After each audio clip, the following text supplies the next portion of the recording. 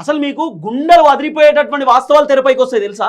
ఈ కేసులో 600 కోట్ల రూపాయలు కొట్టేసారు వీళ్ళంతా. మామూలే కాదు, గిరిజనుల సొమ్ము పాపం చాలామంది నమ్మిర్రు. మీకు మీడియాలో కనబడేటటువంటి బాధితులు 2-3 పొద్దుగాల లేతే 2-3 కనబడుతురు. 100 మంది బాధితులు లోపట కుమిలిపోతురు, కన్నీళ్ళు పెట్టుకుంటారు, ఏడుస్తురు, బాధపడుతురు. అనవసరంగా ఇచ్చి మోసపోయినాం కదా కోట్ల రూపాయలు అని చెప్పి చాలామంది కన్నీళ్ళు పెట్టుకుంటారు. మంగ్లీ ఏమో, అసలు మంగ్లీ విషయంలో ఇంకో ట్విస్ట్ కూడా చెప్తా మీకు మంచిగా అర్థమయ్యేటట్టు. ఇప్పుడు అడ్వకేట్ సుబ్బారావు మంగ్లీ పాత్ర ఉంది అని చెప్పిండు, మంగ్లీ వాళ్ళ తమ్ముడు పాత్ర ఉంది, మంగ్లీ వాళ్ళ తమ్ముడే ఉన్నాడు మొత్తం అని చెప్పి అడ్వకేట్ సుబ్బారావు చెప్పిండు. మంగ్లీ ఏం చేసింది, అడ్వకేట్ సుబ్బారావు కావాలనే ఫ్రేమ్ కోసం నా పైన ఆరోపణలు చేస్తుండని చెప్పి మంగ్లీ అడ్వకేట్ సుబ్బారావు పైన పంజాగుట్ట పోలీస్ స్టేషన్లో కేసు పెట్టింది.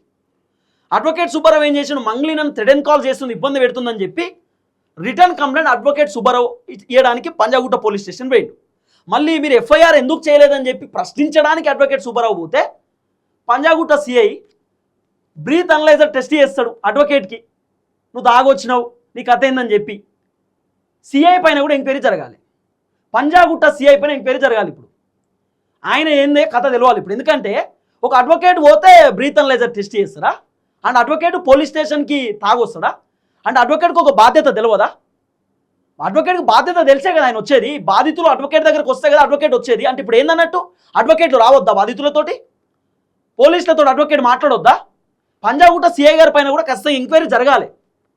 సిఐ గారు ఏమో మంగ్లీకి సంబంధించిన పైన ఎఫ్ఐఆర్ చేస్తాడట, అడ్వకేట్ సుబ్బారావు ఇచ్చినటువంటి ఎఫ్ఐఆర్ చేయడట. మళ్ళీ అడ్వకేటే చెప్తున్నాడు. మరి దీంట్లో ఇంకో ట్విస్ట్ ఏంది, ఇప్పుడు సింగర్ మంగ్లీ ఏం చేయాలి, అడ్వకేట్ సుబ్బారావు పైన ఫస్ట్ కంప్లైంట్ ఇచ్చింది. అడ్వకేట్ సుబ్బారావు పైన కాదు ఫస్ట్ కంప్లైంట్ ఇచ్చేది ఎవరిపైన, రమావత్ మధు పైన ఇవ్వాలి.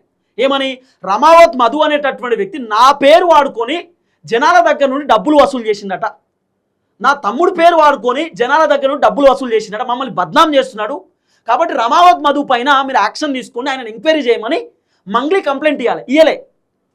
ఆమె ఎట్లా ఇచ్చింది, ఫస్ట్ అడ్వకేట్ సుబ్బారావు పైన కంప్లైంట్ ఇచ్చి ఆ తర్వాత చాలామంది మీడియాలో మాట్లాడేసరికి అప్పుడు రమావత్ మధు పైన కంప్లైంట్ ఇచ్చింది.